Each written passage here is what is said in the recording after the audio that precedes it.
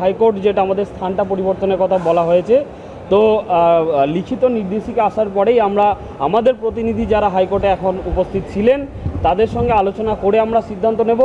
তবে পুলিশ যে গণভারে যে ব্যবস্থা নিতে পারবে না, এই সিদ্ধান্তটাকে আমরা স্বাগত জানাচ্ছি।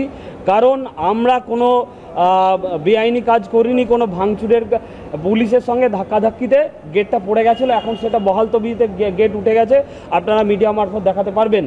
এছাড়াও আমরা বারবার গত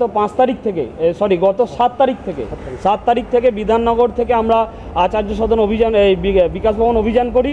এখানে এসে আমরা তারপর বারংবার আমরা মুখ্যমন্ত্রী এবং শিক্ষামন্ত্রীর হস্তক্ষেপ দাবি করি এবং ওনার সাক্ষাৎ প্রার্থনা করি।